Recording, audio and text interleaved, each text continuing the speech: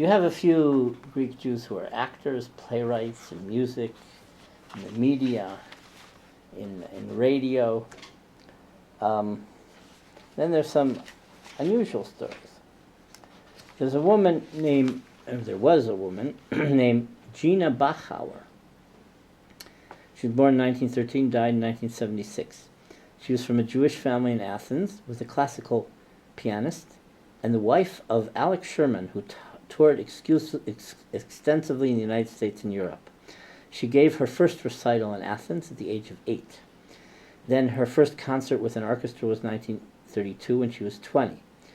Before she had died in 1976, she gave hundreds of concerts, including 630 for the Allied troops in the Middle East in World War II. She was a close friend of Maurice Abravanel, a Salonican Jew who was the conductor of the Salt Lake City, Utah Symphony. And she often appeared with the Utah Symphony Orchestra. After she died, there was a Gina Bachauer International Piano Competition in her honor, and it attracts pianists from all over the world to Brigham Young University, the Mormon University in Provo, Utah. So today her house in Athens, in Chalandri, is still standing, and it's like a landmark, and it's sort of like an informal museum where people are shown that where this famous pianist lived. And in 1981, the Greek government honored the famous pianist by issuing a stamp in her honor.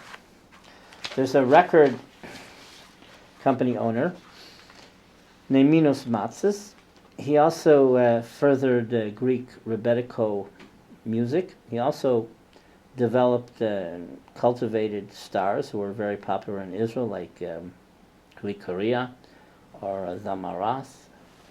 And Minos Matzis was born in Preveza in 1913 to a Romaniot family, and he wrote lyrics and music to Rebetiko protest movement music from Asia Minor.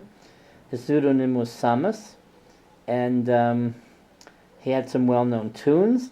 And later in life, he was an executive of the Odeon Parlophone, a record company. And then during the German occupation, he was hiding in the house with the Rebetiko composer Yanis Papaioannou. And then in 1960, he founded his own record company, Minos Matzis and Sons. And his son, Makis Matzis, took it over. He died in 1970, and there was a film made about his Rebetiko activity. There was another unusual personality, was Pandelis Horn, Greek writer, born in Trieste in 1881, to an Austrian Jewish father, Dimitri Horn, and a Greek Orthodox mother, Martina Kondourioti, and the granddaughter of Lazarus Kondouriotis. He was in the Greek Naval Academy and a commissioned officer in 1899. During the First Balkan War, his unit liberated Imvros in 1912. He retired from the Navy in 1926. His passion was writing, and after retiring from the Navy, he became a journalist. He wrote many theatrical works and dramas and comedies. As in some of his poems, they have Jewish themes, and Horn's works were controversial as to their realistic language and their subject matter. Like, for example, he wrote about sexual impotence. He died in Athens in 1941. His son Dimitris Horn is a famous actor. A well-known woman who was Sephardic and a Rebetiko singer, who's like the symbol of the whole Rebetiko movement, musical movement, is Rosa Ashkenazi. So she was born in Istanbul, grew up in Salonika, and then moved to Athens as a young woman. She was a popular protest singer, very controversial. She married, I think, it was a Greek Orthodox poet, and she first in 1910 she worked in an Armenian folk troupe in Piraeus, and then she performed in theaters and taverns. then mostly in the beginning she danced, but then shortly afterwards started singing in Greek, Turkish, and Armenian. Then at some point she dropped her first name Sarah and adopted the name Rosa or Rositza. So of course her family didn't approve, and she had a very loose sexual life and lifestyle. And of course, in those days, her parents didn't want her working in coffee houses or cabarets. And in 1915, she appeared to be a typical cabaret singer, but she made her first record in 1929 in the Rebetiko movement. In the 50s, she toured America, and many Greek Americans gave her notoriety. She returned to Athens. She lived in Peristeri, and with the revival of Rebetiko music in the 1970s, her legacy was brought to the forefront.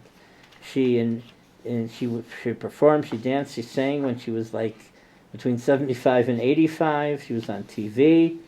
In a TV appearance in 1975, Rosa met with Charis Alexiou, a modern Greek diva who had some of Rosa's songs in her repertoire. Rosa sang Chariklaki and Dimitroula, although her voice, understandably, was much coarser than in her heyday. She died in 1980, and she in a small village named Stomiou, near Corinth. Another famous Rebetiko singer was Stella Chaskell. She was born in 1918 in Salonika, and during the occupation, with her family, they escaped in the Athens area. After she married Yaakov Yecheskel. After the liberation in 1946, she started recording Rebetiko songs. For example, Nichtuse Choris Fengari, The Night Fell Moonless, or Kapia Mana Astenazi, The Mother is Sighing, and they were censored during the Greek Civil War. She also sang some of songs of well-known Greek composers, Vasilis Tsitsanis and Apostolos Kaldaris.